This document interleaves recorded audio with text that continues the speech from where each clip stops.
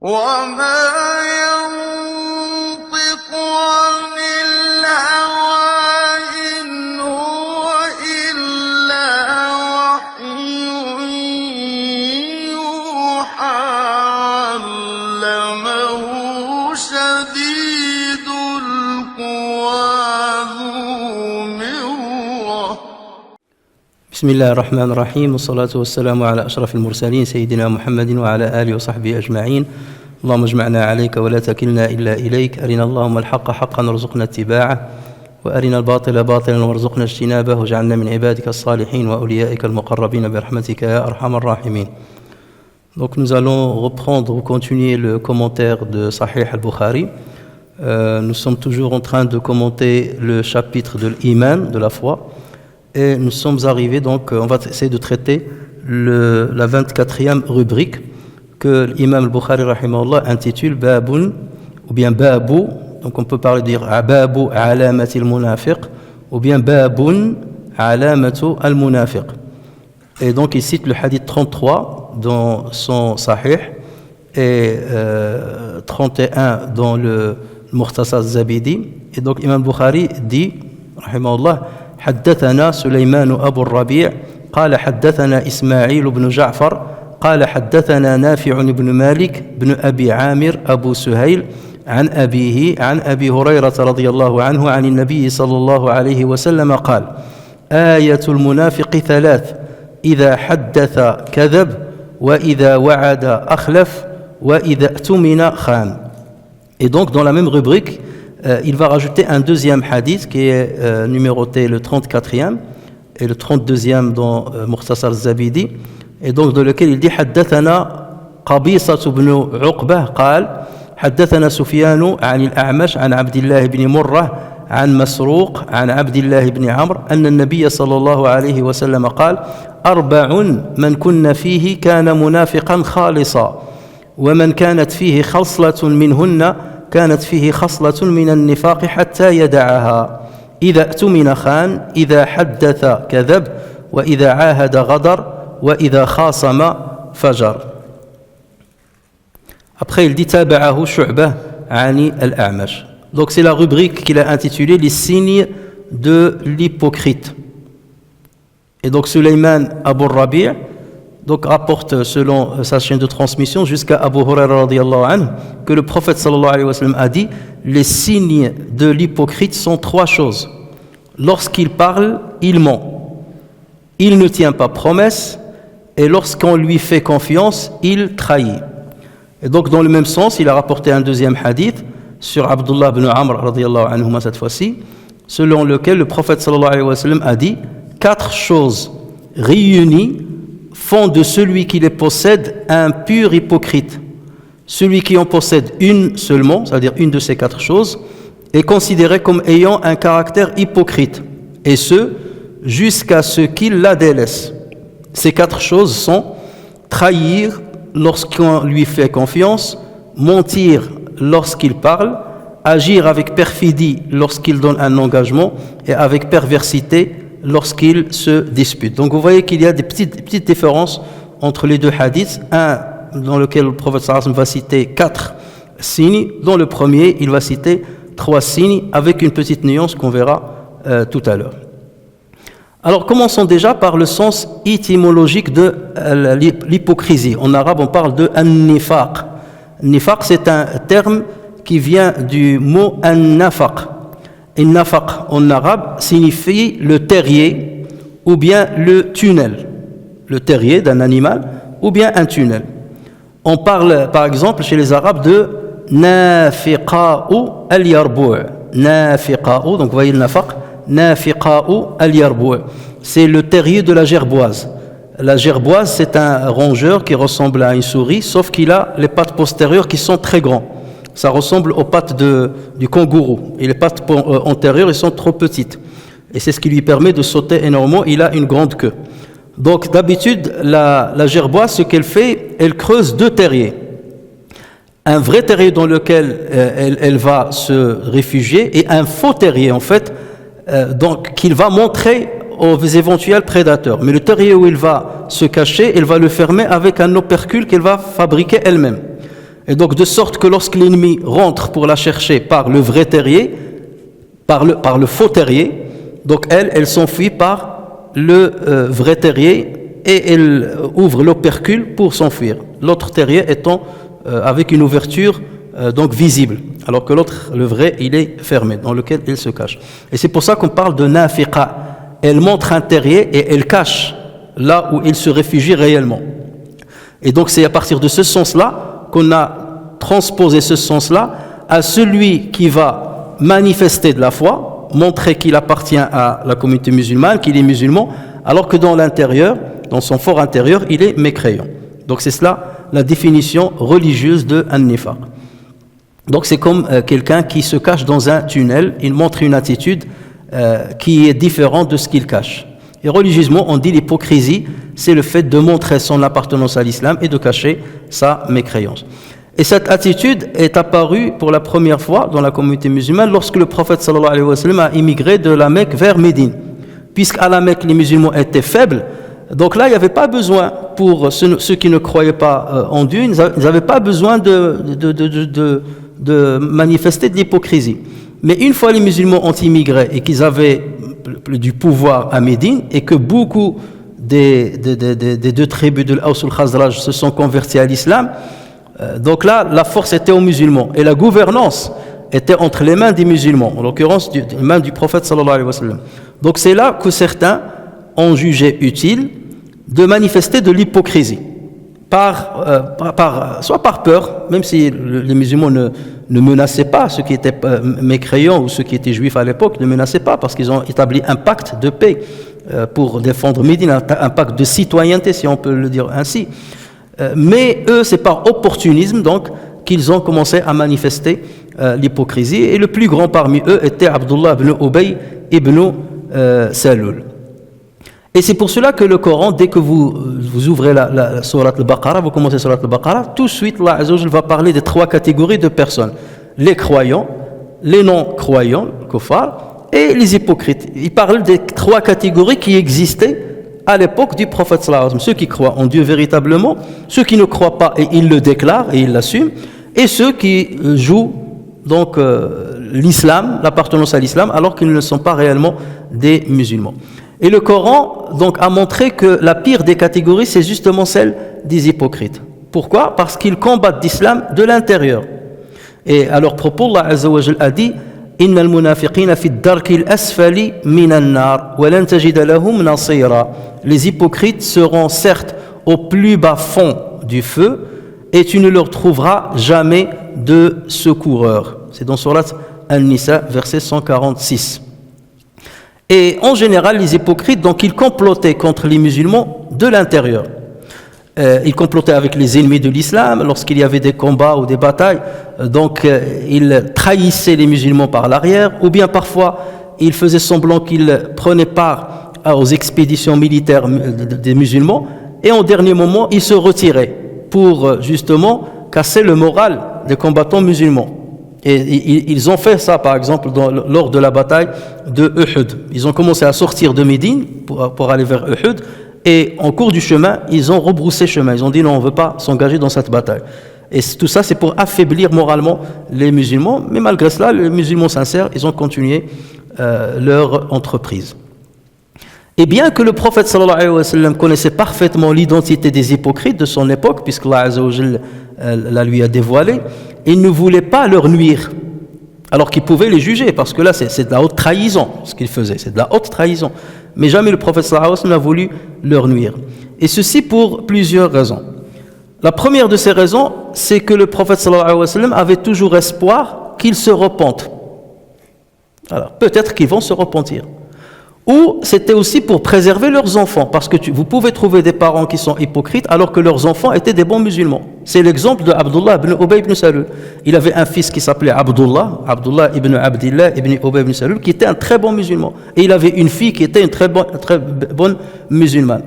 Donc si le prophète sallallahu alayhi wa sallam allait nuire les hypocrites, leurs enfants, ils risquaient de se braquer ou de prendre part à la position de leur père. Et voilà pourquoi une des raisons pour lesquelles le prophète sallallahu alayhi wa sallam ne voulait pas leur nuire. Et il attendait peut-être qu'ils se repentent avant de mourir. Ça, c'était la première raison. La deuxième raison, c'est pour que les gens ne disent pas que Mohammed tue ses fidèles ou nuit à ses fidèles. Hein?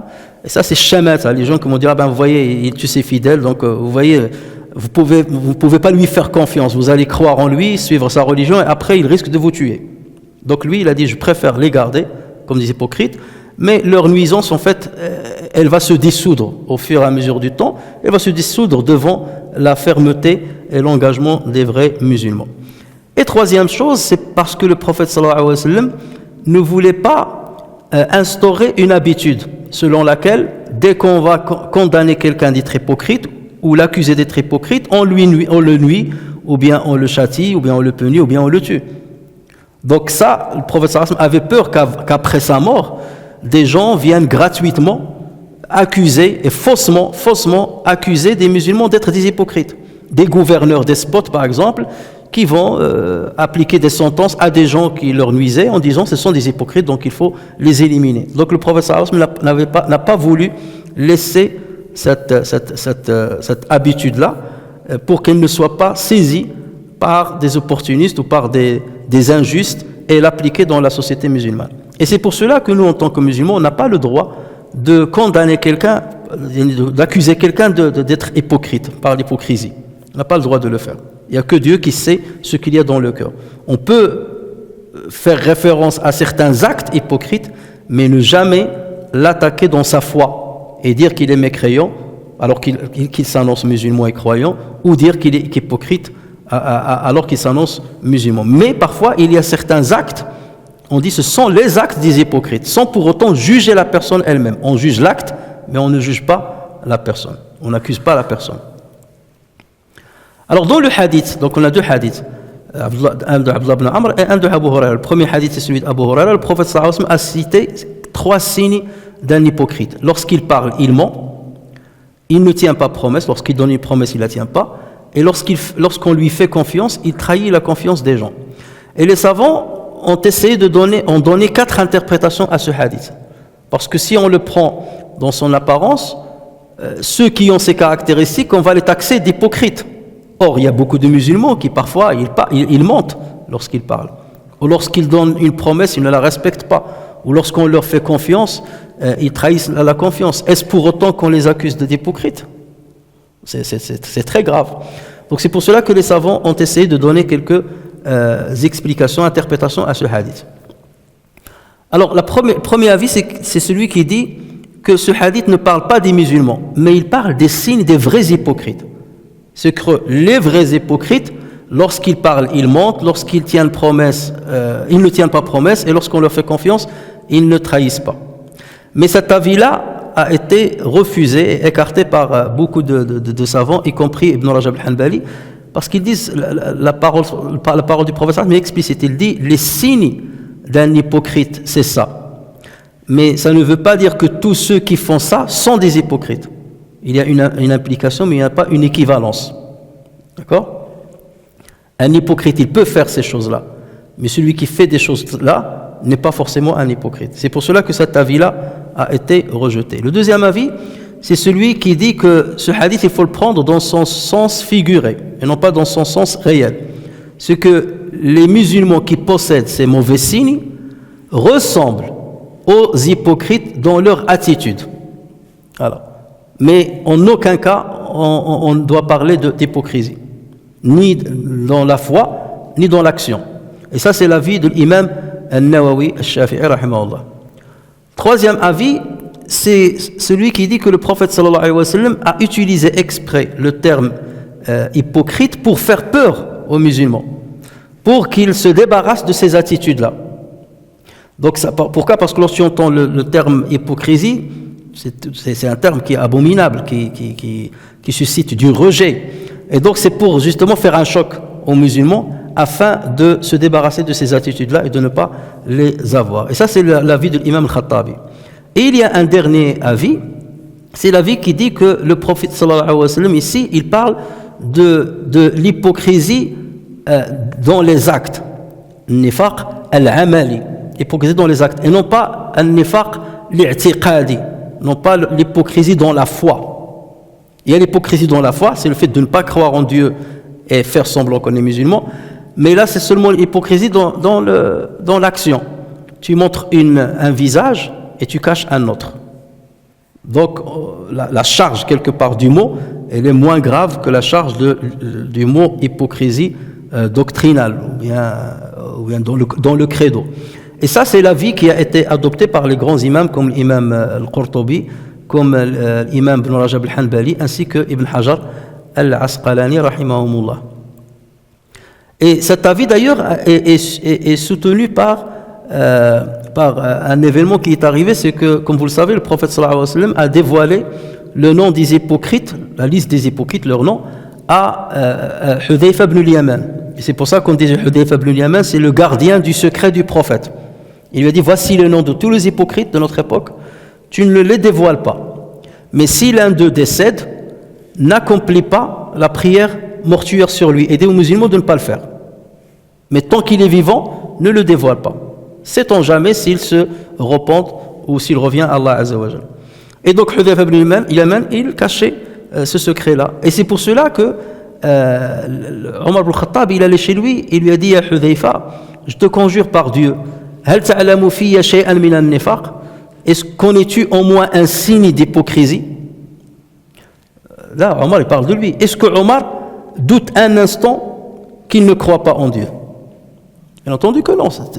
N'importe quelle personne sait, tu peux dire, je suis égaré, je commets des péchés, mais je crois en Dieu. Donc Omar, il sait qu'il croit en Dieu. Là, il n'y a pas de doute là-dessus. Mais lui, il lui a dit, est-ce que tu vois en moi un signe d'hypocrisie? D'accord? Peut-être je suis dans la liste. Peut-être que le prophète sallallahu alayhi wa sallam t'a dévoilé la liste même des hypocrites dans les actes. Mais Omar, jamais il ne parle de l'hypocrisie de la foi. Parce qu'il sait qu'il a la foi. Donc c'est ce qui soutient justement cet avis. Et d'après Ibn Rajab, il dit que les savants, ils distinguent deux hypocrisies, sauf qu'ils vont l'intituler différemment. Donc il y a ceux qui disent nifaq al-amali, nifaq al-i'tiqadi. Il y a ceux qui disent nifaq al-kabir, al-akbar, ou nifaq al-asghar, la grande hypocrisie et la petite hypocrisie. Donc ça, ce sont les appellations qui changent. Pareil, lorsqu'on parle de la shirk al-akbar, ou shirk al-asghar. Shirk al-akbar, c'est d'associer avec Dieu une autre divinité. Shirk al-asghar, c'est l'ostentation. Mais on l'appelle quand même shirk, mais on dit al-asghar. Donc pour qu'on ne fasse pas d'amalgame. Et justement, dans les derniers hadiths qu'on est en train de voir, vous voyez bien que l'imam al-Bukhari est en train de faire des nuances. Il nous a parlé de la non-reconnaissance des épouses envers leur mari. Mais il a dit cette non-reconnaissance, c'est pas pareil à la non-reconnaissance vis-à-vis de Dieu. Donc il faut nuancer. Ensuite, il a parlé dhulmun dhuna dhulm, une injustice de plusieurs degrés. Et là aussi, il est en train de dire l'hypocrisie aussi est de plusieurs degrés. Donc tout ça, ce sont des nuances pour dire attention, ce n'est pas parce que vous voyez un acte qui est non apprécié par l'islam que vous accuserez directement la personne d'être mushrik ou d'être munafiq. Alors, dans le hadith de Abdullah ibn Amr ibn al-As radiyallahu anhu, il parle de 4 signes. Trahir lorsqu'on lui fait confiance, mentir lorsqu'il parle, agir avec perfidie lorsqu'il donne un engagement et avec perversité lorsqu'il se dispute. Et le prophète sallallahu alayhi wa sallam dans ce hadith, il précise, il dit, si ces 4 signes se réunissent, c'est un individu, c'est la pure hypocrisie. Mais dans tous les cas, les savants, ils disent, ils ne parlent pas d'hypocrisie dans le credo. C'est de la pure hypocrisie, ça veut dire que la foi de cette personne-là, elle est très fragile. Il risque de tomber dans la mécréance. Il risque de tomber dans la grande hypocrisie. Parce qu'il ne lui reste rien. Il a ces 4 signes réunis chez lui, c'est que c'est très grave. Donc ça veut dire, parce que ces signes ne peuvent apparaître que chez quelqu'un qui a une faiblesse dans la foi. Tu ne peux pas mentir si tu as de la foi. Tu ne peux pas trahir quelqu'un si tu as la foi, si tu as une foi forte. Donc si tu fais ces actes-là, si tu manifestes ces attitudes-là, c'est que forcément ta foi n'est pas assez forte. Et comme on a dit, la foi, elle augmente, elle diminue, il y a différents degrés. Donc ça montre que le degré de ta foi, il est bas. Et si ces signes se rassemblent tous les 4, ça veut dire que tu es au plus bas degré de la foi. Tu es à 1 degré pour tomber dans la mécréance. C'est pour ça que le prophète sallallahu alayhi wa sallam a dit c'est de la pure hypocrisie. Et si celui qui a une de ces attitudes-là, c'est qu'il a de l'hypocrisie jusqu'à ce qu'il délaisse cette attitude. C'est-à-dire sa foi quand même ça va, mais elle est basse par rapport au niveau respectable. Donc que la personne fasse attention et qu'il délaisse cette attitude. Alors quand l'individu délaisse ses caractères, ou l'un d'eux par crainte de Dieu, c'est que sa foi a retrouvé sa vitalité. Si j'avais l'habitude de mentir à chaque fois que je parle, ou bien de ne pas respecter mes engagements, et maintenant j'ai peur de Dieu, je dis je ne vais plus faire ça, c'est que j'ai ma foi qui s'est réveillée, qui a retrouvé sa vitalité. Mais si je reste dedans, c'est que ma foi elle est très très faible. Alors le hadith Abu Huraira radiyallahu anhu, il cite un signe qui ne fait pas partie des 4 signes cités par le hadith de Abdullah ibn Amr. C'est lorsqu'il dit wa idha wa'ada akhlaf.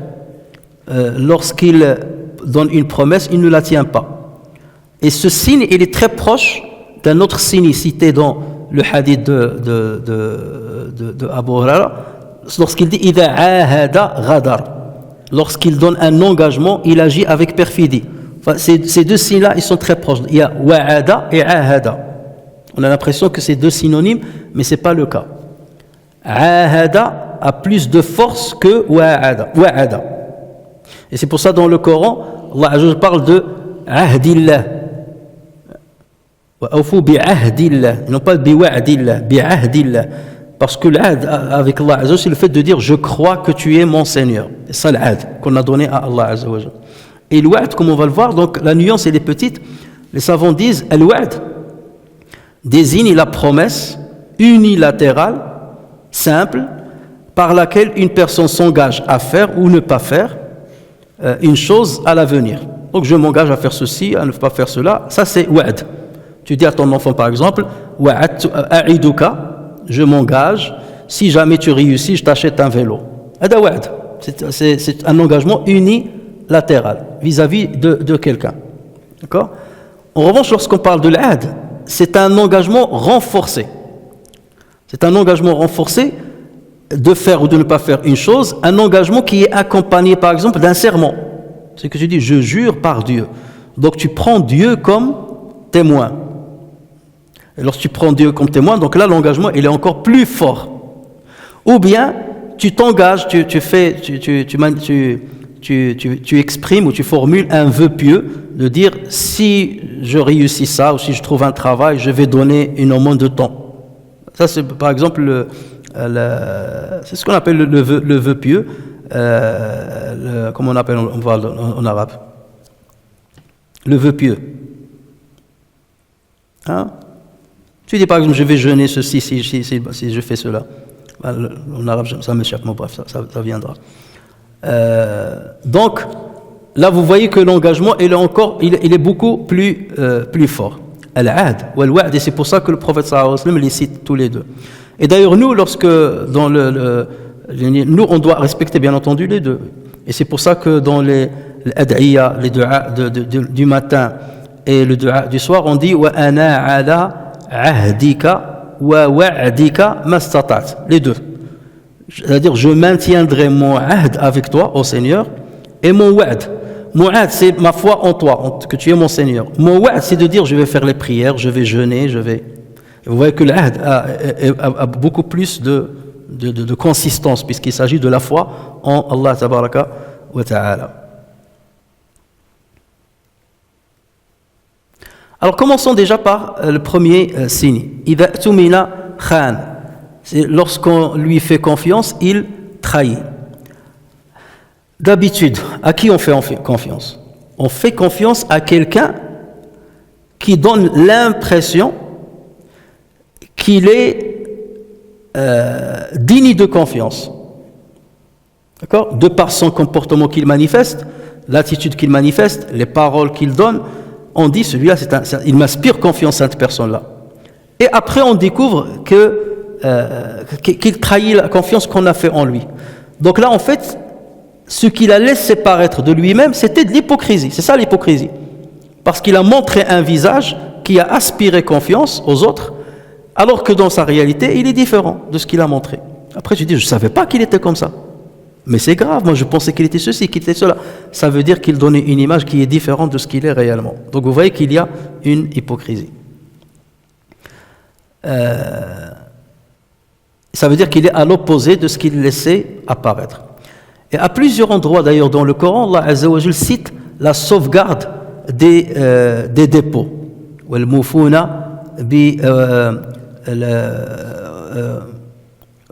Lorsqu'il parle قد أفلح المؤمنون الذين هم في صلاتهم خاشعون الذين هم معرضون والذين هم لأماناتهم وعهدهم راعون.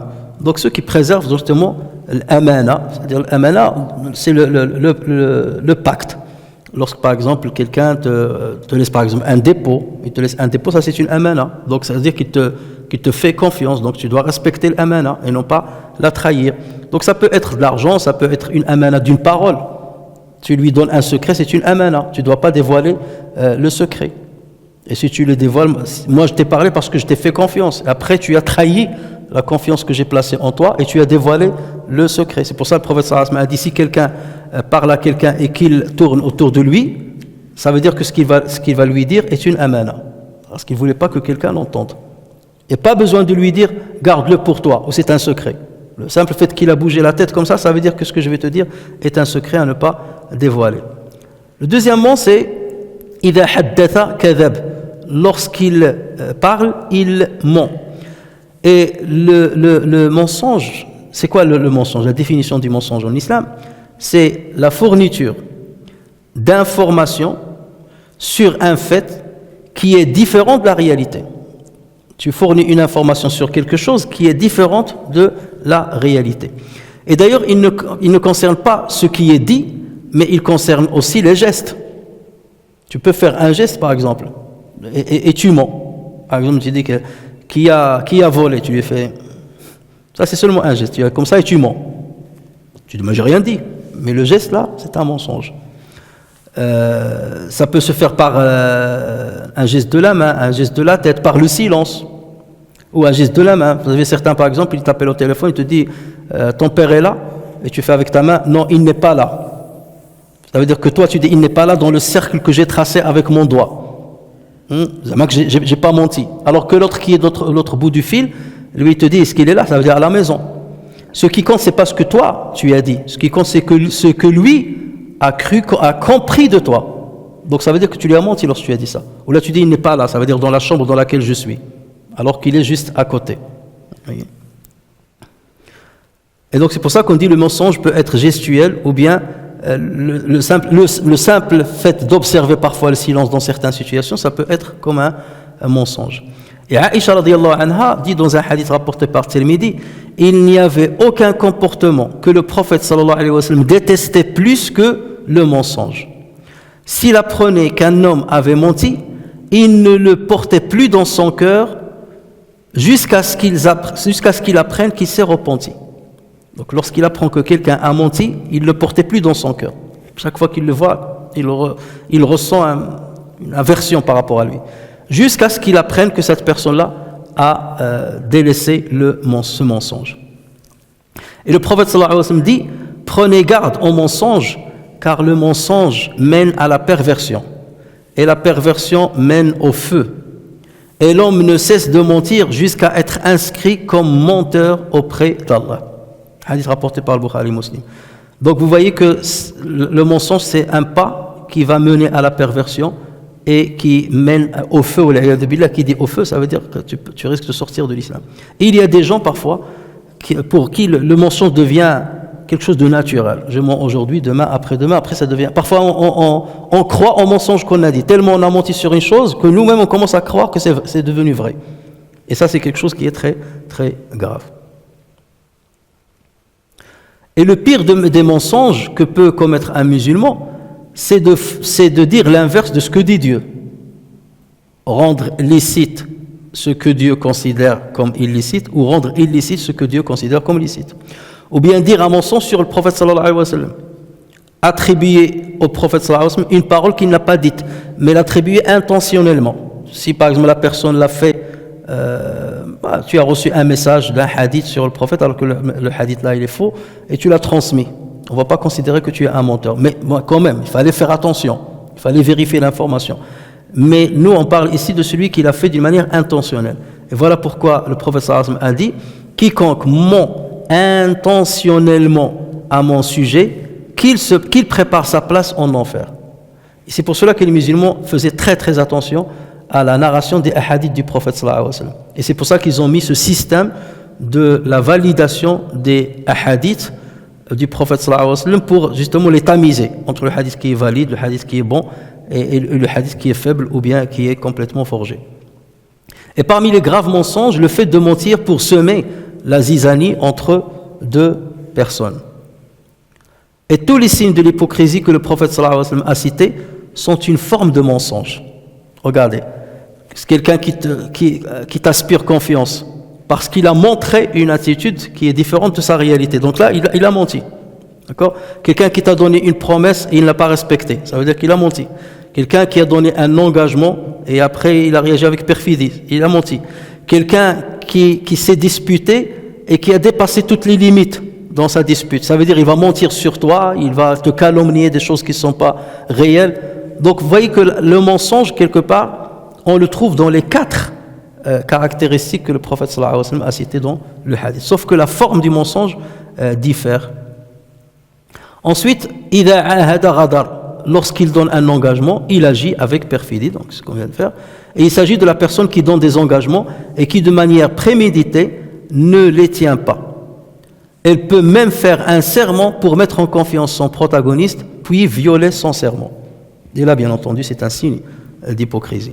Et pourtant, Allah Azza wa Jalla dit وَأَوْفُوا بِعَهْدِ اللَّهِ إِذَا عَاهَدتُّمْ وَلَا تَنْقُضُوا الْأَيْمَانَ بَعْدَ تَوْكِيدِهَا وَقَدْ جَعَلْتُمُ اللَّهَ عَلَيْكُمْ كَفِيلًا إِنَّ اللَّهَ يَعْلَمُ مَا تَفْعَلُونَ.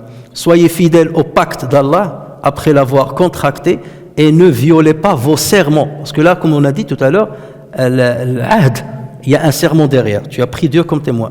Et ne violez pas vos serments après les avoir solennellement prêtés et pris Allah comme garant de votre bonne foi. Vraiment, Allah sait ce que vous faites. Et considérez comme une perfidie également le fait de nuire à un non-musulman qui a reçu la garantie d'être en sécurité parmi les musulmans. Et le prophète sallallahu alayhi wa sallam dit à ce propos Man qatala nafsan ou man qatala mu'ahadan lam yarih ra'ihat al-jannah wa inna riha la yujadu min masirati 40 'ama. Celui qui tue une personne ayant un pacte avec l'autorité musulmane, ça veut dire soit c'est un non-musulman qui vit dans un pays musulman, ou un non-musulman à qui par exemple on a donné un visa, ou qui est rentré dans notre pays, dans un pays musulman. Celui-là tu ne dois pas le toucher. Pourquoi ? Parce qu'il a reçu un pacte de paix par le gouvernement ou le gouverneur du pays dans lequel il est rentré, musulman dans lequel il est rentré.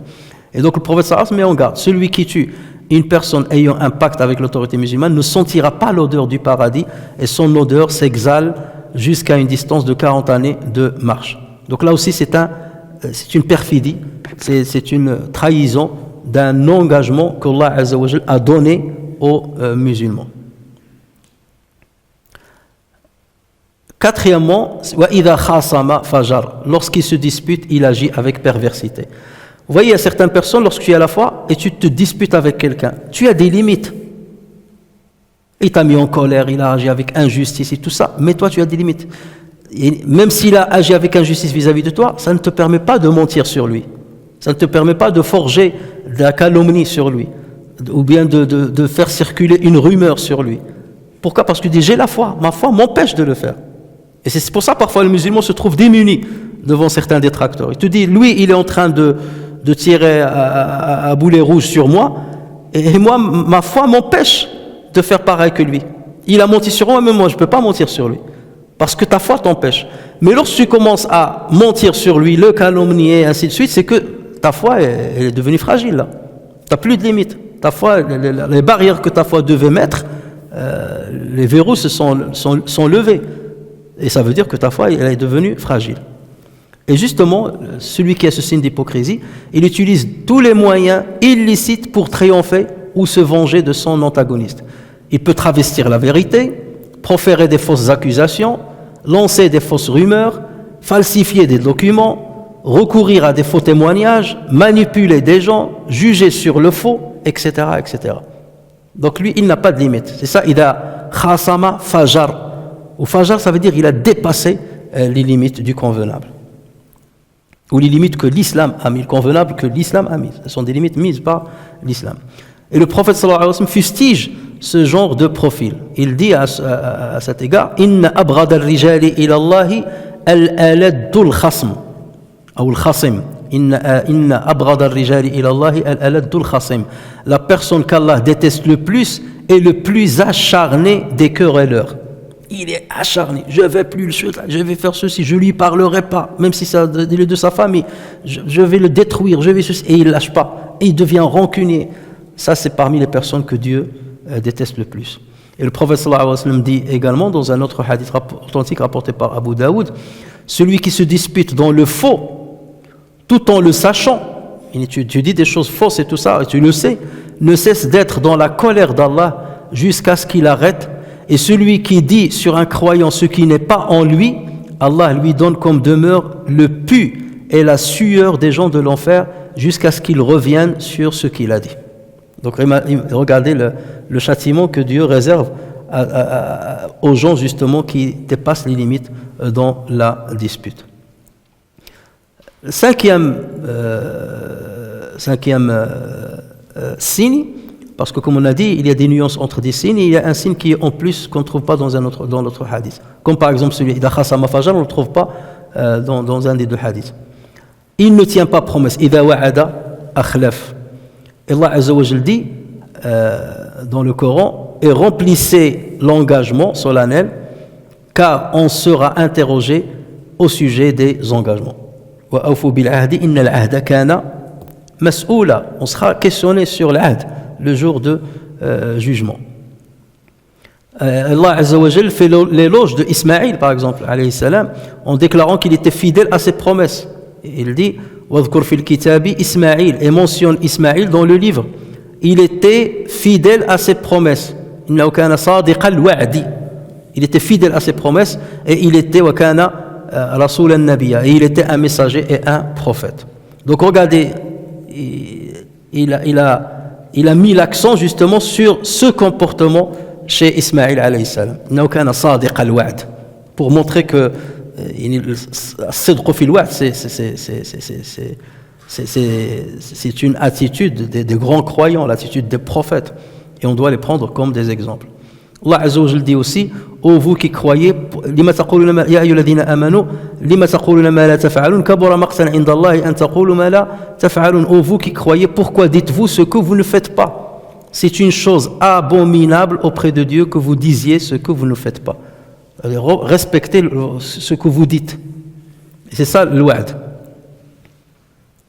Et le musulman ne doit pas prendre ses promesses à la légère en les considérant comme de simples paroles qui n'exigent aucune concrétisation ultérieure. Je passerai chez toi à tel jour, je viendrai et ça surtout chez les artisans. Les artisans sont des champions, surtout dans nos pays d'origine. C'est des artisans, c'est des champions des mensonges. Tu vas chez le couturier pour coudre un djellaba ou je ne sais quoi, voilà, il te dit, d'ici 3 jours c'est prêt. Après ça, c'est 3 semaines. Tous, la majorité, c'est très très rare. Et malheureusement, on tremble avec nous ces attitudes, même parfois ici. Pourquoi? Pour garder le client. Oui, ça y est, c'est bon, tu viens le premier jour, celui-là, il est garanti, j'ai pris l'engagement et j'ai pris la compte, je prends le deuxième, troisième, quatrième, alors que tu sais que tu ne vas pas respecter ton engagement. Celui-là, tu vas dire, je vais terminer à telle date, je vais terminer à telle date, je vais terminer à telle date, et tu mens à tout le monde en fait, et tu le fais traîner pendant 4 mois, 5 mois. C'est un signe d'hypocrisie, malheureusement. Et le musulman se doit d'être correct. Moi, je ne peux pas prendre ton travail, parce que je ne peux pas respecter les délais. Autant que je te le dise clair dès le départ. Là, au moins, tu es honnête. Et Allah Azza wa Jalla te ramènera encore plus de clients. Parce que les gens vont dire, au moins celui-là, il est honnête parce qu'on a tellement expérimenté les autres, ils ne tiennent pas leurs promesses. Celui-là, il m'a dit non, je vais venir que tant, ou là, telle date, ou là, je ne ferai ce qu'on a, sur quoi on s'est mis d'accord, qu'à telle date. Donc, dans ce cas, bien entendu, tu vas être forcément respecté par les autres. Puisque les gens vont vanter ton mérite et tu vas te démarquer des autres personnes qui sont sur le terrain ou des autres concurrents. Et donc voilà pourquoi nous, en tant que musulmans, on doit se débarrasser de ces attitudes. Il faut faire très attention. Parfois on dit mais c'est pas grave, un petit mensonge, un petit ahd, je donne une promesse, un engagement, mais je le tiens pas, c'est pas grave parce que mon intention est bonne. Non, il faut prendre ces questions au sérieux. Et dans cette catégorie-là, qu'on est en train de dire, rentre par exemple le père qui donne une promesse à son enfant sans la tenir. Et parfois pour pousser nos enfants à faire certaines choses ou à ne pas faire certaines choses, on donne des promesses, mais après on les tient pas. Et les narrateurs de hadith, bien ceux qui compilent les hadiths, une fois, je ne me rappelle plus de celui, je pense que c'est Shu'ba, il a entendu dire qu'il y a quelqu'un qui a entendu un hadith d'un successeur qu'il a entendu, d'un compagnon qu'il a entendu du prophète, et il a voyagé une longue distance pour aller justement prendre le hadith directement de la bouche de cette personne. Et cette personne avait une mule. Et lorsqu'il l'a rencontré, on lui a désigné où est-ce qu'il habite. Lorsqu'il s'est rapproché de là où il habitait, il a vu qu'il était en train de poursuivre une mule qui s'est échappée à lui. Et donc, qu'est-ce qu'il a fait? Il a pris un sac et il a commencé à faire comme ça, comme si dans le sac il y avait de la nourriture pour que la mule revienne. Et justement, la mule est revenue en pensant qu'elle va manger et le sac, in fine, était vide. Et donc, il est venu le voir, il lui a dit, c'est bien toi un tel? Il lui a dit, oui, c'est bien toi qui as rapporté le hadith là. Il lui a dit, oui, c'est moi. Il lui a dit, mais malheureusement, je ne prendrai pas en compte ton hadith. Il lui a dit, pourquoi? Il lui a dit, parce que tu as menti à la mule. Et qui me dit que tu ne mentirais pas sur le prophète sallallahu alayhi wa sallam? Alors que pour lui, c'est anodin, ma mule va fuir, donc je vais lui faire semblant que je... Regardez jusqu'à quel point était le scrupule de ceux justement qui collectaient et qui collectionnaient et qui notaient les hadiths du prophète sallallahu alayhi wa sallam pour les valider. Une personne comme ça, elle est invalide. On ne la prend pas en compte. Et nos enfants, justement, lorsqu'on commence à faillir à nos engagements vis-à-vis d'eux, nous on dit, c'est pas grave, je vais t'acheter ceci si tu fais ça, je vais te ramener en voyage si tu fais ça. Et après tu faillis à ton engagement. L'enfant, il se rappelle, parce que pour lui c'est quelque chose d'important, même si toi ta promesse tu la considères comme petite, mais lui il va la prendre. Et donc là, mon père m'a menti, il n'a pas tenu un engagement. Et toi qui dois être un exemple pour ton père, pour ton enfant, donc tu as failli à cette image-là, à cet espoir de ton enfant vis-à-vis de toi, et forcément tu l'as poussé quelque part à accuser les musulmans d'être des hypocrites et que la religion c'est seulement de la théorie quelque part. Donc il faut faire très très attention à ce niveau-là. Et pareil, celui qui divulgue un secret ou bien qui faillit à une promesse.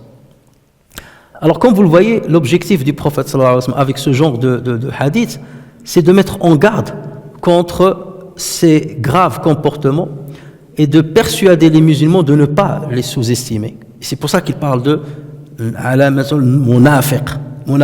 Et il y a des hadiths qui sont comme ça, avec cette force-là, et parfois on ne comprend pas. Lorsque par exemple le prophète sallallahu alayhi wa sallam dit la majorité des hypocrites de ma communauté sont les lecteurs du Coran ou les mémorisateurs du Coran. C'est un hadith authentique. Ahmed Shakir il l'a authentifié. Beaucoup ils ont dit mais le hadith là il est grave. Il est très grave. Et après, certains, ils ont essayé de lui donner une explication un peu atténuée, de dire non, le prophète, il parle des hypocrites qui apprennent le Coran pour donner l'impression que ce sont des musulmans. Non, c'est pas ça la signification. Ce n'est pas ça la signification. La majorité des hypocrites de ma communauté sont les lecteurs du Coran. Il fait référence à quoi? Il fait référence beaucoup plus à l'ostentation. Et ceci est confirmé par d'autres hadiths, comme lorsque le prophète sallallahu alayhi wa sallam dit les trois premières personnes qui seront le combustible de l'enfer, le mujahid, celui qui fait le jihad, celui qui donne l'aumône et celui qui lit le Coran. Le mujahid pour que les gens disent c'est un courageux, celui qui donne sadaqa pour que les gens disent c'est un généreux, et celui qui lit le Coran pour que les gens disent un tel il a une belle voix ou il a un bon mémorisateur. Donc ce hadith là confirme l'autre hadith. Donc autant ces actes-là sont des ascenseurs qui mènent vers Allah Azza wa Jal directement. Le fait d'accomplir le jihad fi sabilillah, le fait de donner l'aumône, le fait de lire le Coran, de l'apprendre, tout ça, ce sont des choses très, très bien bénéfiques, des œuvres pies, et qui mènent Allah Azza wa Jal directement. Et Allah Azza wa Jal ne veut pas, quelque part, qu'on emprunte ces ascenseurs pour aller ailleurs, pour viser quelqu'un d'autre. C'est ça la signification de l'ostentation. Tu ne le fais pas pour Dieu, pour aller vers Dieu, mais pour aller vers les autres, que les gens te disent, Masha'Allah, tiens un tel. Et là, le prophète sallallahu alayhi wa sallam, justement, il parle d'hypocrisie. Et qu'il s'agisse de ceux-là, ou bien des savants qui disent les choses et qui font son contraire. Le prophète sallallahu alayhi wa sallam dit, le jour du jugement, on ramènera l'homme, on ramènera le savant dans l'enfer. Ses tripes vont sortir de son ventre. Donc il va tourner, il va marcher à l'intérieur de ses tripes comme l'âne tourne autour du moulin. Et les gens de l'enfer vont se rassembler autour de lui. Et ils vont dire, Fulan, un tel, n'est-ce pas toi qui nous ordonnais le bien et nous interdisais le mal? Et il va dire, Bala, kuntu amurukum bil ma'ruf wa la atih wa anhaakum 'anil munkari wa atih. Je vous ordonnais le bien, je ne le faisais pas. Et je vous interdisais le mal et je le faisais en cachette. Donc vous voyez, alors que le savoir c'est quelque chose de béni qui mène vers Dieu. Al-ulama warathat al-anbiya. D'accord. Et donc le prophète sallallahu alayhi wa sallam, donc il met l'équilibre. Oui, pour ça, mais faites attention. Débarrassez-vous de ça, parce que Satan justement, il va essayer d'abolir et d'anéantir ces belles actions en insufflant dans votre cœur l'ostentation parfois. Et c'est pour cela que le prophète sallallahu alayhi wa sallam utilise des termes qui choquent, pour que lorsque nous musulmans étant alamat al-munafiq, ceci et cela. Mais ça ne nous donne pas le droit, nous en tant que musulmans, de venir, parce que ton frère t'a donné un rendez-vous à la mosquée à 4h, il est venu à 4h30, ou là il n'est pas venu, ce que tu dises, tu es un munafiq. Vous voyez la nuance, faites attention. Ce hadith-là ne nous donne pas le droit d'aller accuser les gens, sous prétexte que le prophète sallallahu alayhi wa sallam a parlé de cela. Donc là, on parle de choses qui sont intentionnelles. D'accord? Qui sont intentionnelles. Et bien entendu, ils ne sont pas parfaits au niveau de notre foi. Comme on a dit, la foi peut augmenter, diminuer. Et lorsque la foi diminue, on tombe justement dans ce genre de travers et dans ce genre d'attitude et de comportement. Ibn Abi Malik a dit, regardez ça, il a dit, j'ai fréquenté une trentaine parmi les compagnons du prophète sallallahu alayhi wa sallam. Chacun d'eux craignait l'hypocrisie pour lui. Chacun d'eux craignait l'hypocrisie pour lui. Ça veut dire, il dit, Allahumma inni a'udhu bika min al-nifaq. Imagine le musulman qui dit, Dieu, je me protège auprès de toi contre le nifaq. Aujourd'hui, toute personne, dès que tu lui parles comme ça, mais tu m'accuses de nifaq, tu m'accuses de kada. Mais non, justement, je dois avoir peur de nifaq. Et je me donne mes doigts, Allahumma inni a'udhu bika min al-nifaq. Pourquoi? Parce que je peux y être glissé au fur et à mesure sans me rendre compte. Et Shaitan, parce que lorsqu'il te mène vers le nifaq, il te fait abolir toutes les œuvres que tu as accomplies. Et c'est pour cela qu'il faut avoir peur justement de ce genre d'attitude. Et regardez, Handala radiyallahu anhu, un compagnon du prophète sallallahu alayhi wa sallam, un jour il a croisé dans son chemin Abu Bakr. Et Abu Bakr il lui a dit, Ya Handala, il l'a salué, il lui a dit, comment tu te trouves? Et il lui a dit, Nafaqa Handala. Handala a commis de l'hypocrisie. Ou Handala est hypocrite. Et Abu Bakr de s'exclamer, mais c'est quoi, de quelle hypocrisie tu parles? Il a dit, lorsque nous sommes avec le prophète sallallahu alayhi wa sallam et qu'il nous parle du paradis et de l'enfer, c'est comme si nous y étions présents. C'est comme on a l'impression que le paradis est devant nous, on a l'impression que l'enfer est devant nous lorsque le prophète sallallahu alayhi wa sallam nous parle. On ressent une foi inébranlable, un courage extrême, une détermination. Mais il a dit, mais dès qu'on revient chez nous, on se sent piétiné par les enfants, par l'argent, la course, voilà, le travail, ainsi de suite. Et notre foi, elle diminue. Donc je suis un hypocrite. Regardez comment il s'est accusé. Et c'est ça, dit al-nafs al-lawama. La uqsimu bi yawm al-qiyamah wa la uqsimu bin nafsi al-lawama. L'âme blâmable. La personne qui se blâme. C'est pas la personne qui dit, mais non, moi je n'ai rien à voir avec ça. Moi je suis libre, je suis exempt de ça. Non. Avec toi-même, tu dois dire, il se peut que je sois ça. Il se peut que je suis en train de glisser sans me rendre compte vers ça. Et c'est l'attitude qu'avait Handala radiyallahu anhu. De dire, voilà, il y a un problème chez moi. Ça veut dire qu'il ruminait cette affaire-là. Je ne reste pas à la même détermination, à la même force de foi lorsque je suis avec le prophète sallallahu alayhi wa sallam et lorsque je le quitte. Et Abu Bakr lui a dit, je ressens la même chose. Tu n'étais pas le seul. Donc c'est grave, c'est son état là. Allons-y pour en parler au prophète sallallahu alayhi wa sallam. Et donc tous les deux sont allés vers le prophète sallallahu alayhi wa sallam. Ils lui ont dit, à Rasulallah, voilà, on sent qu'on a en nous de nifaq, de l'hypocrisie. Donc explique-nous. Et donc ils ont expliqué, voilà notre attitude lorsqu'on est avec toi, Et là, le prophète sallallahu alayhi wa sallam les a rassurés quelque part. Parce que il sait que ce sont des bons croyants. Donc c'est pas des hypocrites. Mais parfois, le blâme pousse la personne à se comporter comme s'il était le pire des égarés. Ou parfois, le pire des égarés, il se comporte comme s'il était le meilleur des croyants. Et l'inverse est vrai pour les vrais croyants. Et là, le prophète sallallahu alayhi wa sallam, il leur a dit, je jure par Dieu que si vous restiez sur le sentiment, ou bien si vous mainteniez le sentiment que vous ressentez lorsque vous êtes en ma compagnie, les anges vont vous saluer dans les rues. Ça veut dire les anges vont vous saluer. Ça veut dire vous serez des anges. Ils vont vous saluer. Il n'y a que les anges qui se saluent entre eux. D'accord ? Et vous serez des anges. Les anges vont vous saluer. Mais il lui a dit, Walakin ya Hanzala, sa'atan fa sa'a. Une heure on est comme ça, et une heure on est comme ça. Et dans un autre hadith, dans une autre version, il leur a dit, Inna li kulli amalin shirra, wa li kulli shirratin fatra, faman kanat fatratuhu ala sunnati faqad hudi. À chaque action, il y a une ferveur. Et à chaque ferveur, il y a une accalmie. Celui dont l'accalmie respecte ma sunna, il sera guidé. Ça veut dire que parfois, lorsque vous avez de la ferveur, de la foi, vous sentez que vous avez de la foi, comme le mois du Ramadan, et ainsi de suite. Donc là, il faut donner le maximum de vous-même. Maximum. Donne sadaqa, fais jeûne pendant les lundis, jeudis, fais le maximum parce que tu dis, j'ai la force, donc j'ai une motivation. Donc cette motivation-là, cette énergie-là, il faut que je l'utilise positivement. Il faut que j'en profite. Lis le Coran, apprends le Coran. Et parfois, il y a le fatra, ça arrive. Une faiblesse, à cause des problèmes quotidiens, ainsi de suite, ou pour diverses raisons. Lorsque ça baisse, il dit, dans ce cas, au moins maintenez-vous sur l'essentiel, sur l'obligatoire. Tes 5 prières, ne les rate pas. Accomplis-les à l'heure. Siyam, lecture du Coran, un strict minimum, un programme réduit, ne faillit pas à ce programme, ne va pas en dessous de ce programme-là. Et même si tu ne ressens pas de la ferveur, continue à le faire. Ibn Ata al-Sakandari rahimahullah, il dit La tatruki dhikra li'adami hudurika ma'a Allahi fih.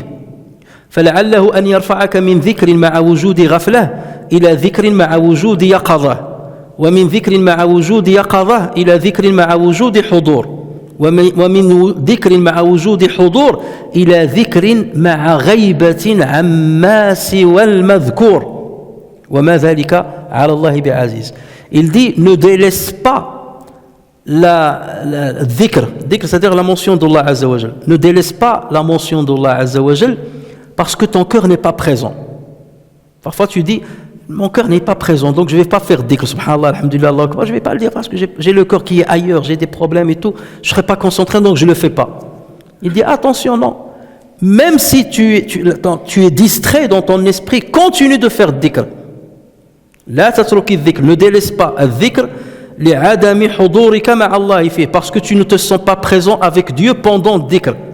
Pourquoi a-t-il dit لأن غفلتك عن ذكره أشد من غفلتك في وجود ذكره. Le fait d'être inconscient de l'évocation de Dieu est plus grave que d'être inconscient pendant son évocation. Vous avez compris? J'évoque Dieu en étant inconscient, ou en étant distrait. J'évoque Dieu, mais je suis distrait. Est-ce que c'est plus grave ou moins grave que je suis distrait de l'évocation de Dieu? Vaut mieux évoquer Dieu en étant distrait plutôt que d'être distrait de son évocation, de ne pas l'évoquer complètement.